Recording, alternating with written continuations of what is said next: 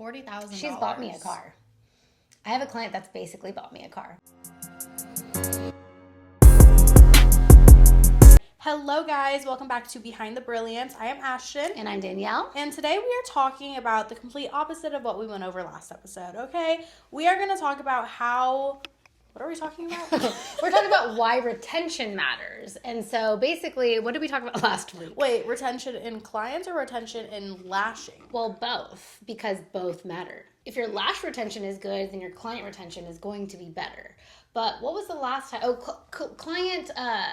Annoying people. Annoying clients. So clients that we don't want returning. But now we want to talk about clients that do return. And of course, doing lashes correctly, again, will increase your retention. But the way you run your business is ultimately going to contribute to whether clients come back or not. All right. So this is interesting. Do you track retention rate? Like what percentage of your clients actually come back for a second appointment? I'm sure nobody actually does that. But no, because... what does that even mean? They all do. Yeah, 100%. Okay, you don't have to.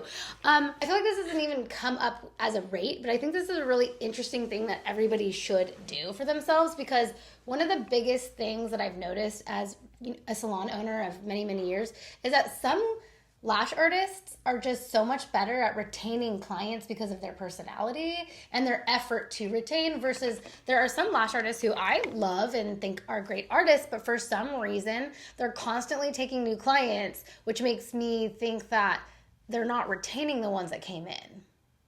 So I think this is an important topic to deep dive on. Have you ever calculated the lifetime value of one loyal client? No, but I feel like we should. We should. Yeah. Okay. So pull out the calculator. So if a lash artist books every 2 weeks and they pay $155, so do 155 times 26, that would be in a year. Wait, what's 26? So 12 months times 2, so every 2 weeks is 26 weeks in a year. Okay. 26. $4,000. One client pays $4,000 a year if they're a regular client. That's a big... Isn't that crazy? Wait, where is the 26 coming from? Okay, so every 2 weeks. So there's 52 weeks in a year. Oh, okay, I'm understanding now. So math is not my forte. And say that you have the same client for 5 years, because you want to keep those lifelong clients. Or how long is your longest client? Let's say 10 years, at least 10 years. $40,000. $40,000. She's bought me a car.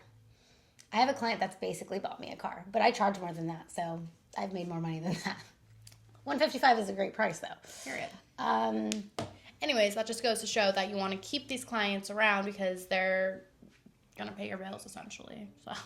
So let's talk about the first appointment. Okay. What's your goal when a new client sits in your chair?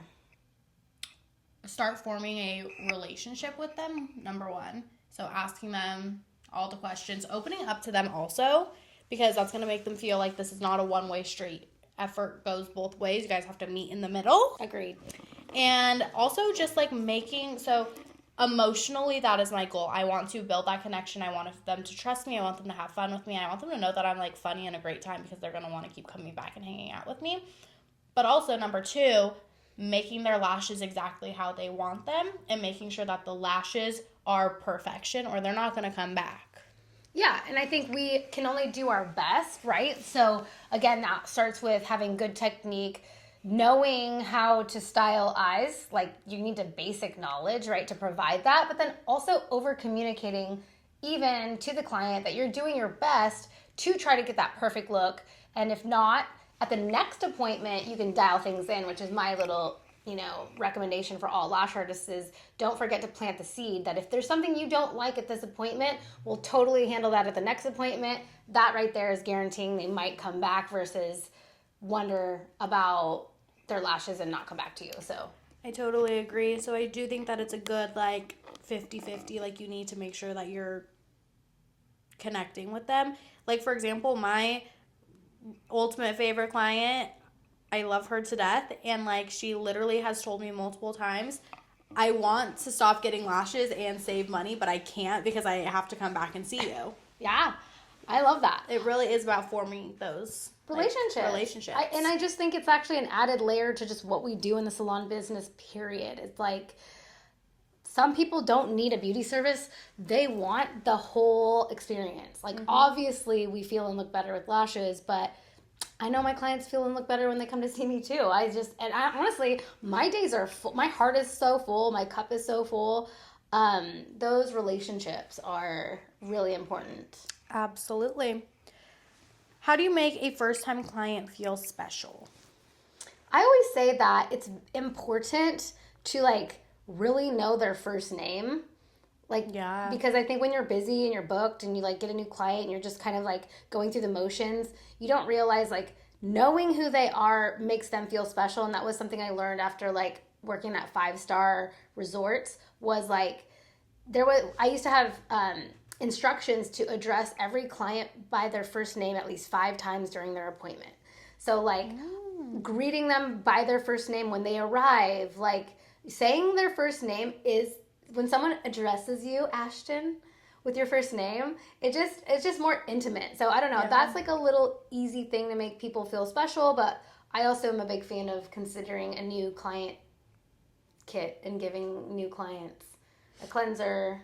Yeah, whenever I have a first client, I buy them, like, their first cleanser, and I, like, give it to them, and I'm like, okay, and then this is on me, and then they're like, oh my god, really? On me.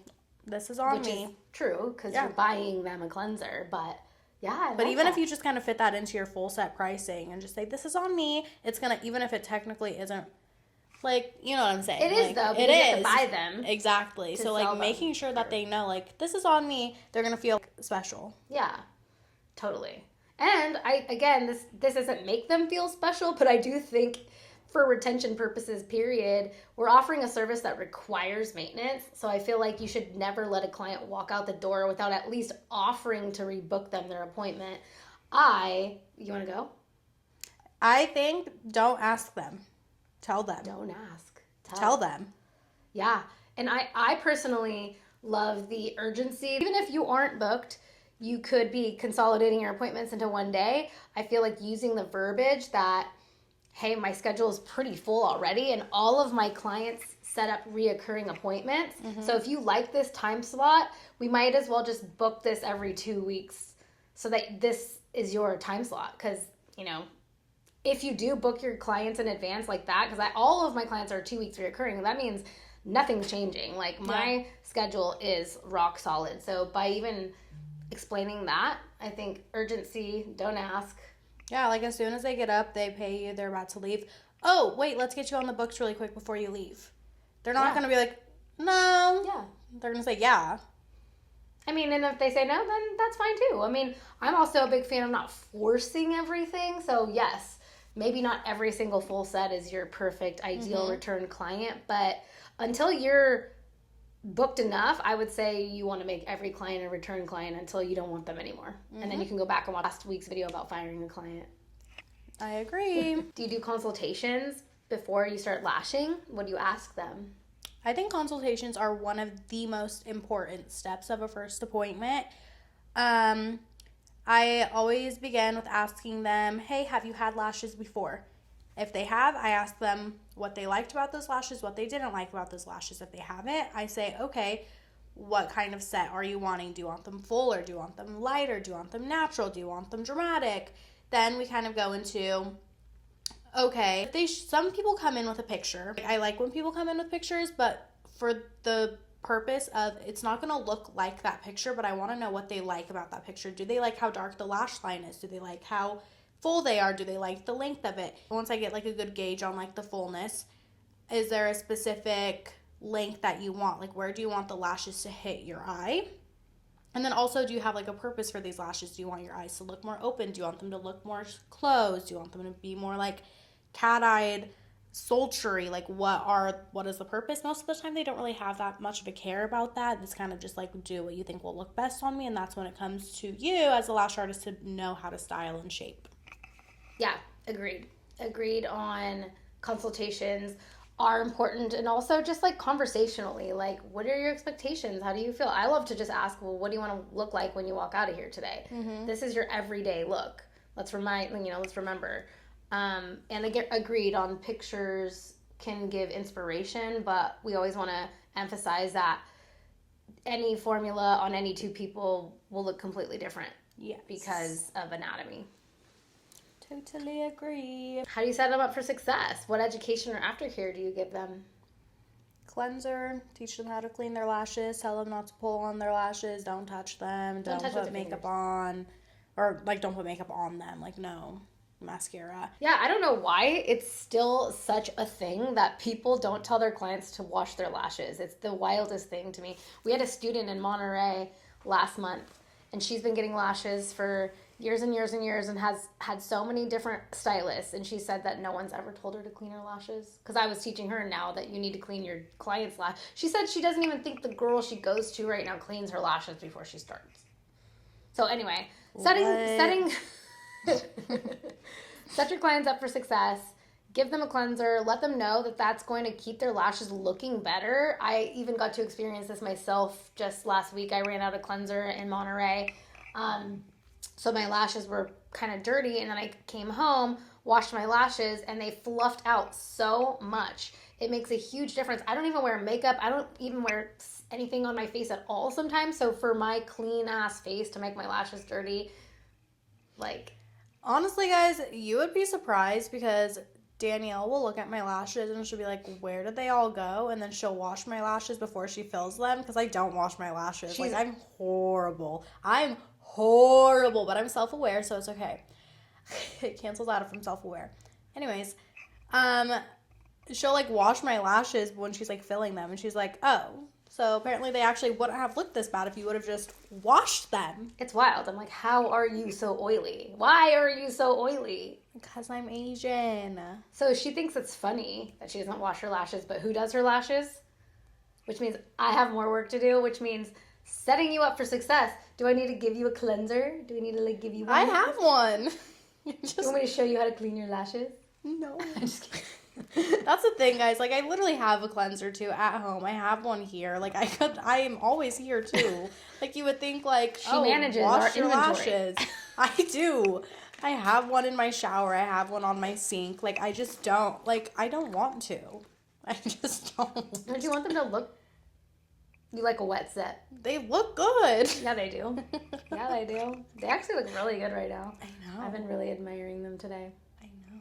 Thanks for doing my lashes yesterday. I know. They look really good on you too. Yeah, we're doing good. We did good. We spent a little extra time on each other yesterday. Yeah. Anyway, so they come back. What happens at the second appointment? I feel like what I do as soon as I get here is I say, okay, what did you like? What did you not like?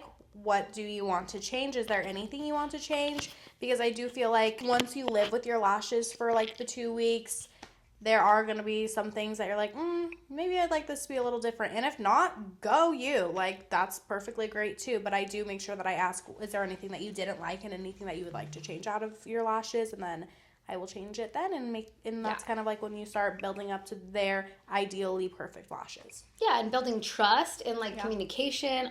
Big fan of overemphasizing what don't you like. Of course, it's so easy to say what they do like.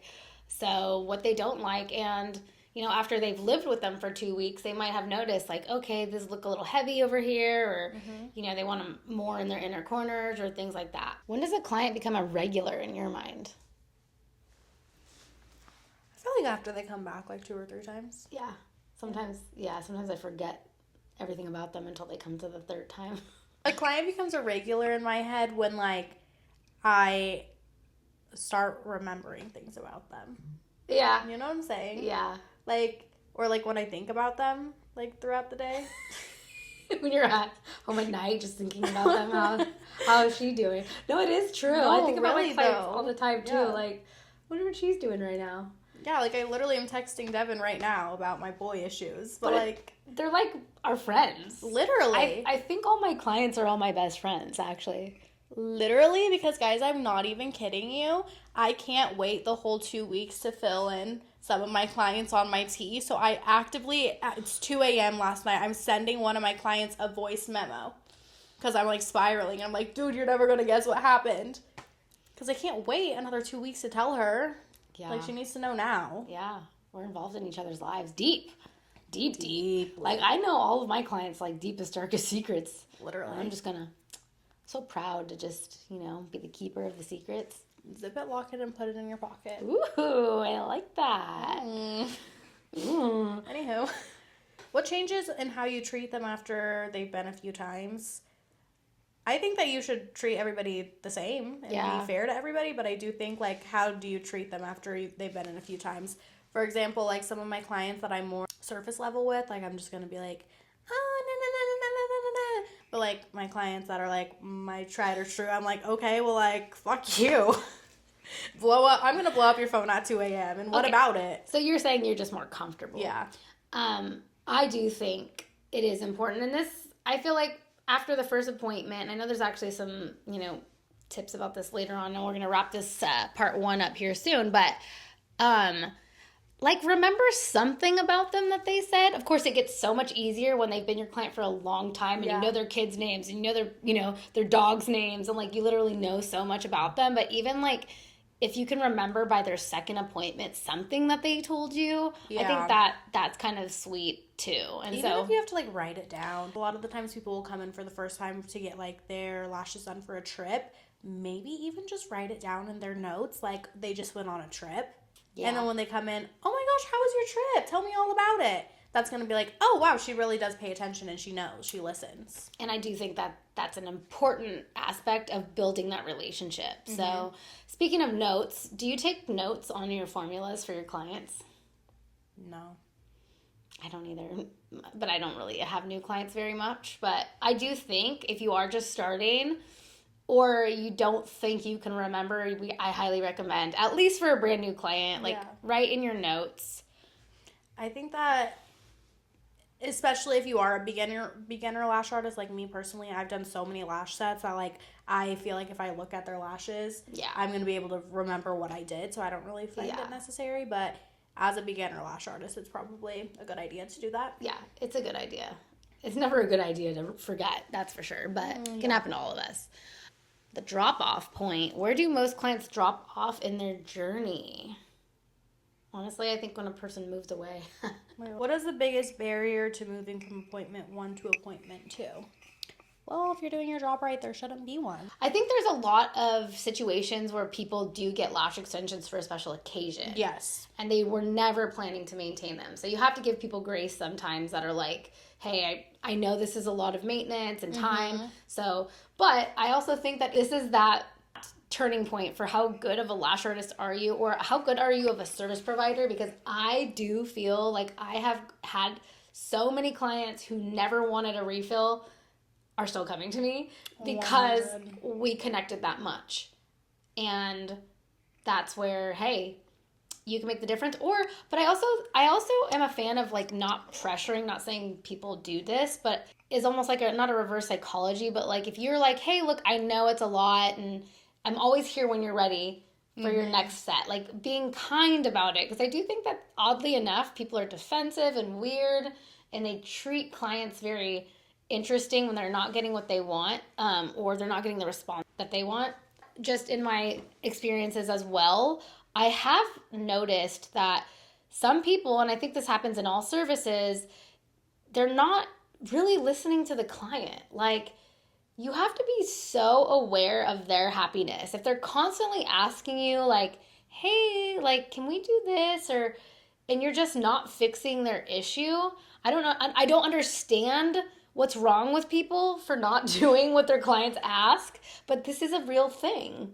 I talk to clients all the time who left other stylists, and they had this issue where the stylist just wouldn't provide what they wanted. I do think that it's one thing if your client drops off because your vibes aren't the same or you guys aren't aligned, but it's a completely different story if, like, you genuinely just can't make them happy or follow what they want or do what they want. Because at the end of the day, you are the service provider and your job is to satisfy your clients, and if you for some reason can't do that, then they're going to go to somebody else. Yeah. Here's just a number one thing that I see happens all the time that's such an easy fix. I have clients that really just want shorter lashes on the inner corner. They've asked multiple times to their stylist, can we go shorter? Can we go shorter? They just don't. If you don't have short enough lashes in your toolbox, go to brilliantlashpro.com right now and get a mini mix tray, because there's literally mix trays right now that have only the tiniest sizes, 5, 6, 7. I'm not sure what size 5 to 8, 5 to 9. I'm not sure, but like 9 or 10. one mixed tray can last you a really long time to just have a little bit of shorter lashes on the inner corners. It's the biggest hack for making lash sets look good. Use shorter lashes. I agree. We need to move past like long lashes, I fear. Yeah. As I have 10s and D curls on my eyes right now. Yeah, but 10s, that's like nothing anymore. I'm up to 9. My thing is like I in my beginner lash stages used to use like up to like 14s on people. Yeah. And I'm like, what the fuck I am think doing? I used to get 13s on my eyes. Or like when people still do like the 20, 22. Oh my gosh, it's like it hurts my soul so much when Like I see what this. are we doing? This is lash blindness to another level, I fear. I fear. Well, if you're watching Anyways. this and you got this far, then you probably are an excellent lash artist and you don't do crazy lashes. Or it's just Mommy Holly. What's up, Mommy Holly? All right, if you are still tuned in, then We're going to do more of this next week. we're going to give you guys a part 2, but also please, if you have long lashes, take them off. We will have part 2 of this for you guys next week. I hope you guys enjoyed this video. Like, comment, subscribe, follow us on all the social media platforms. Kisses, love you, bye. Cheers. Bye.